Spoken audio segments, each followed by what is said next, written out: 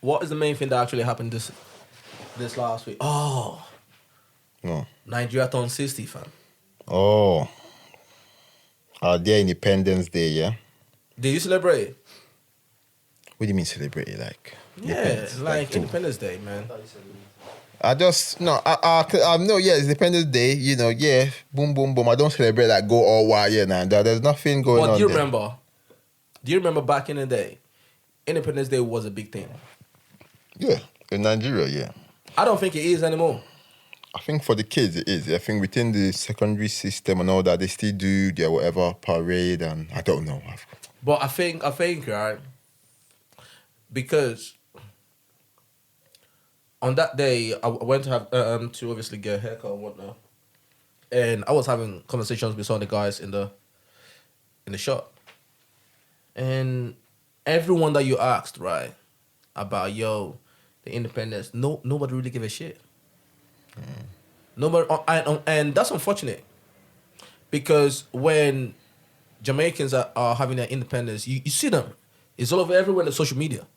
Like, everyone is happy when Ghanaians are having their independence, But I just think because of a lot of things that are going on in Nigeria right now, a lot of wrong things that are happening, I don't think Nigerians are proud to say, yo, we are happy, or like we are like, just okay. The first thing that he said, what are we celebrating? You get what I'm saying? Yeah. And it's heartbreaking. It is. I think Nigerians are proud. We're proud Nigerians, but in terms of celebrating the country as a country, Yes. for the good, the country, it's a bit hard. Yeah, We are proud people. Yeah. I believe that in our heart we are still proud to be Nigerians, because you see that when it comes to entertainment, when you see that when it comes to Afrobeats, which Davido was talking about when he was talking to Trevor Noah. Yeah. You know what I'm saying? He said it, that Nigerians in the diaspora, we support our own. No, we support. Yeah, he said bro, it. we support our And own. it's good she shed light on that. Yeah, bro, we go hard. And you see a lot of Ghanaian artists, they complain because of that, because they feel that their people are not really supporting them, right? So we go hard for our own. But just like you said, when it comes to, celebrating the country itself. Yeah. As a country, Yeah, we are disappointed. Yeah, that's the word. Yeah, we are disappointed at the state of the country. Because we feel like our leaders, they're not doing what they're supposed to do. Because Nigeria should not be in the state that it is at the moment. But it's just because of the poor governance, right? And it's so unfortunate. You see people talking about all the time that at this point, some people just don't even give a shit anymore. Some people are like, you lot do whatever you guys want to do over there. People have lost hope. A lot of people have lost hope. Yeah. Many people have lost hope. That's why I mean, I follow this guy. I follow Big Bird, this Kuti guy, Sheon Kuti. His party is something that, people need to start jumping on. People need to start jumping. That's the kind of not radical, but that's the kind of mindset we need to start having in Nigeria now. Why do you say that though? What exactly is this party about? So it's come of a movement of, let me even check, movement of the people, MOP, movement of the people. Yes. So is that basic thing that you want right? It's what you're talking about. There's no science to it. Those basic things that you're getting here, like those normal things that you feel, this is a human right, bro. But is it not the same thing that the other parties are preaching, but then when they get the power, they don't do anything? Yeah, I see you what we're saying. But now, because it's at the grassroots time now, you can get involved. There's no magomag, there's nobody saying some godfather is. If everybody decides that, say now, he was even saying it one time that to be the leader of the party, if everyone decides that he's not going to be a leader, boom, he's not going to be. It's so easy to say that, bro. No, I know. It's so easy to say that until you're in there now, you have the power. You get what I'm saying? And we see that all the time with not only Nigeria anyways, with the African leaders. For some weird reason. I don't know why it happens so much. Right? And you see the former president of Zimbabwe. He was there for years. Oh, yeah, Mugabe. You know what I mean? For some weird reason, they just want to die there. No, himself. That's what I was saying.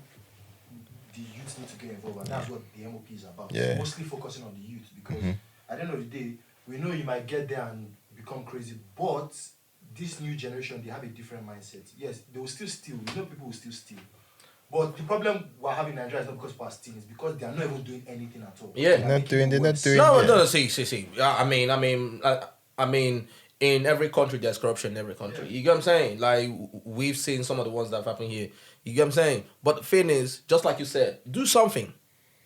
You know what I mean? You can be doing whatever you're doing in the background, but do some work. And to us, that's where the problem is. The leaders are not doing. They're not doing anything, and They're not nobody's doing anything. holding them accountable. Like we're not aware enough. Because this thing, that's why I used to in Nigeria. I never used to vote.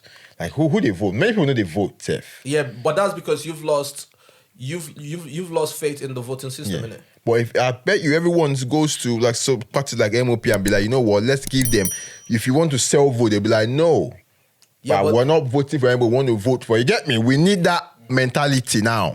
That's why it has to start from young. No. I agree with you. Yeah. I agree with you, but then I'm also showing the other side of the coin, right? Because what it is, you know, in Nigeria, just like you said, a lot of people don't vote, but that's because we don't trust the voting system because we think, listen, it's rigged. It's rigged. It is, yeah. You get what I mean? And if I want to be honest, it's rigged by the youths because they go and pay them. You know what I mean? They'll cover the door, take the box, go, run. You get what I'm saying? Okay. So, but just like you said, right? I think we need to get out of the mindset of me, right? And think about, listen. Us. We. This country.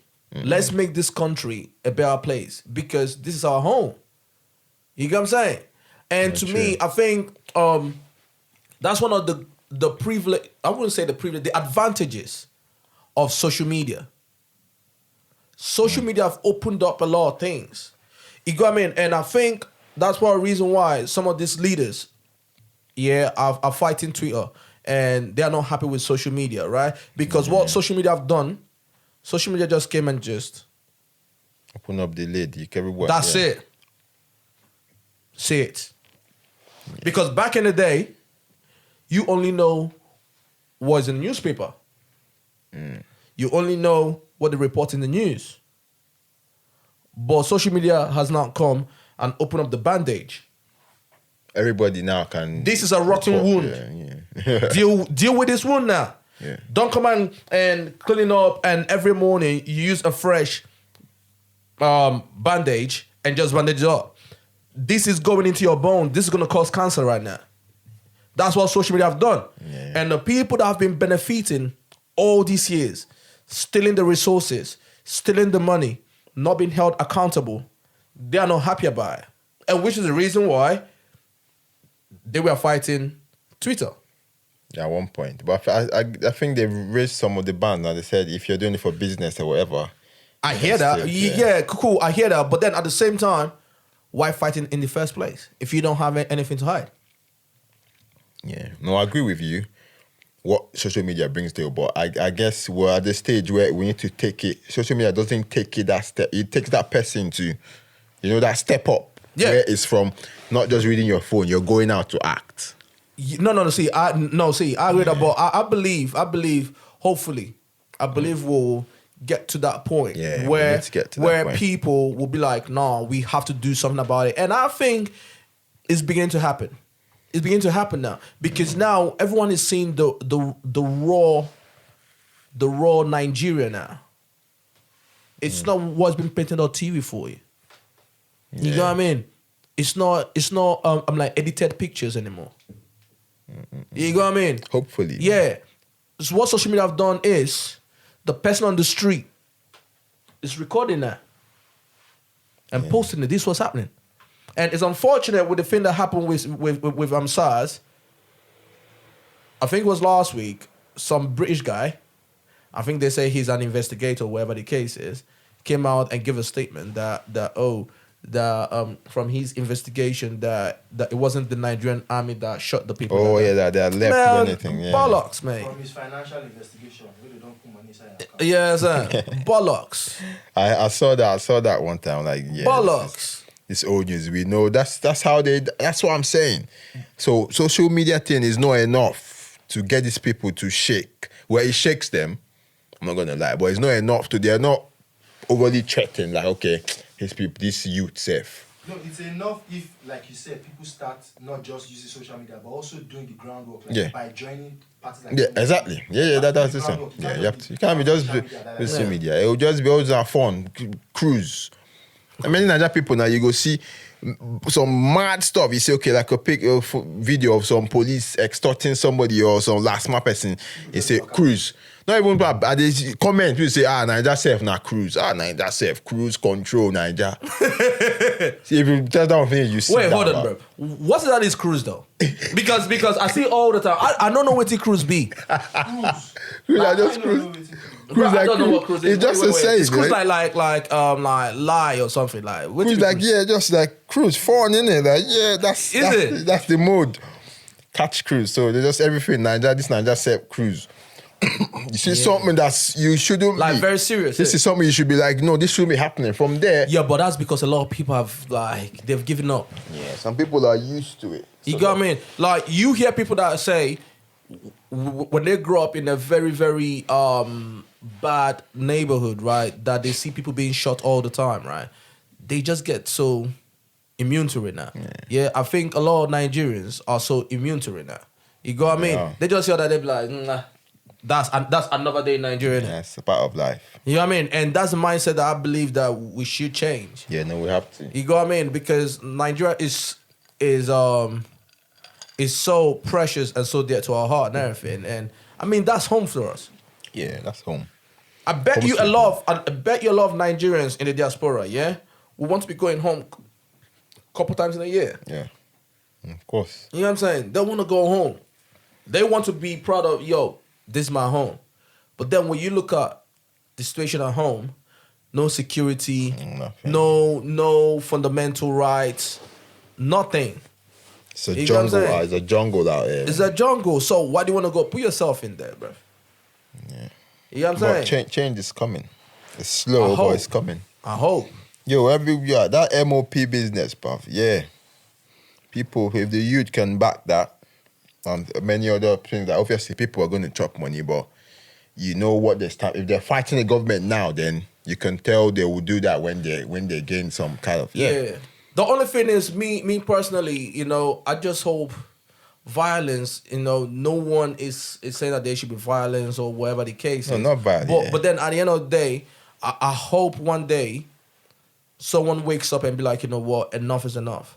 Because if you look at it, two West African countries right now, they've had coup now. Oh yeah. This other country, I think it was Which one had this? Yeah, I knew. just last week, innit? You got what I mean? Just last week, the military took over. 2 countries now in West Africa. So it's becoming a thing. The name, no. Yeah. I've forgotten the name of the country. You know what I mean? So it's becoming, it's kind of taking shape because a lot of people are now saying enough is enough. Well, Nigeria coup, nah. You think so? No, I think we're past. There are enough strong civilians, bruv. Enough. And these are civilians with military, capability and whatever you can call it. Nah, bro. Ex-military men. Nah, bro. That still have the button. Nah, bro. I don't think so, bro. I understand what you're saying. It's true, but the thing is, it will get to a point where, at the end of the day, no matter as you want it be, no retired army man get power reach an active man. If you reason and true, it's just the mentality. Those guys have just been defeated in their mindset. But the day way they go realize, say, that them really hold the power, things will change. Bro. But they don't really hold the power. Now they hold. Now army hold power. Which power then? That's what I'm saying. No, but if it comes down to okay, well, I'm gonna drag. Who go take over if everybody starts a fight? Now army now. Yeah, that's what he's saying too. But average Nigerian, who you go support, army or civilian? Civilian now. No, what I'm So- saying is if army talks to one collect Nigeria now, who wants to stop? They're no feet, man. I don't think they can. You don't think so? I don't think so. Now the way Nigeria is set up now, the dynamics, they never reach. They never get the muscle. No, bro. See, when they talk about this thing, right? You see what I mean, I'm not overly too into politics or whatever the case is, and another thing is, we are gonna have this conversation one day. What conversation? We are gonna have this conversation one day, bro. Yeah. Because I was watching this documentary the other time. Why is it? And someone said this to me. Why is it that countries that are so into religion,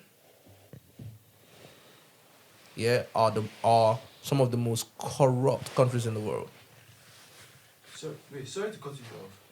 Kelly actually has a point in what he said though, about Nigeria. Because I've been thinking about this thing. Why is it that, one, the Nigerian army is massively underfunded? They don't have weapons, they don't have shit. And two, they now have this Boko Haram thing that is taking all of That it just stepping on their neck, yeah. Because if you think about it, it might be just a way to stop that cool thing from ever happening. They are really very busy. No, they are. I They mean, are very busy. people they press the button. People are pressing the button. Okay. That's okay. Forget all this tonight. No, bro. Because the way I look at it is, I mean, I don't like calling this people's name and everything, but you know, these guys that are into their liquor and their drinks, and you know, the guy who did his mom's burial a couple months ago and everything. Yeah, bro. When I look at things like that in Nigerians, the average Nigerian is too busy having fun to understand what's going on. That as well. You know what I'm saying? That as The well. average Nigerian is busy partying, having fun, to understand. You got me? He probably doesn't even care. Yeah. You got me? Now, the people that are working. You see a lot of people complain about Fulanis taking over this and doing this and putting, you understand? Doing the work. But you can see the average Nigerian guy. Just have fun. They catch cruise. Just they catch cruise. That's where the cruise thing comes in, bro. You know what I'm saying? Everyone's cruising. And to me, that's a problem. Yeah. No, I mean. You know what I'm saying? Yeah. To me, that's a problem. You know, because the way the country is going, if they don't, and you know, okay, I'm gonna say this, I just got off as well because I'm not into politics and everything, and some of these topics are very, very touchy. But the way Nigeria is heading, if they're not careful within the next couple of years, they probably might end up like maybe Iraq, Afghanistan, and everything, bro. Because back in the day, them countries, if you look at the 70s, them countries were good. You know what I'm saying? There are many things in play with I think we're not there yet. In the next couple of years, that's what I said. If we're not careful, in the next couple of years, things are gonna go drastically bad. Like I said, the average Nigerian, all they care about is flanger. Drink beer, man. We drink two Drink beer every evening. Go beer palantes. Pepper soup, but that hot with your good. Yeah. You know? So at the end of the day, we want to celebrate our independence. Right? One, we're proud of our country. We are Nigerians, you know? And like Davido said, you know, we don't play with our own. No, we don't. But then at the same time, just like when you have a child who you feel like it's not bringing joy to the name of the family, you're kind of disappointed. You still love that child, but you're sort of disappointed in it. That's exactly how we feel about Nigeria. It's our own. We love it, but we are not proud. You know? But imagine if Nigeria was like proper, if you just go up, bruv. You go there, yeah. Nobody go there.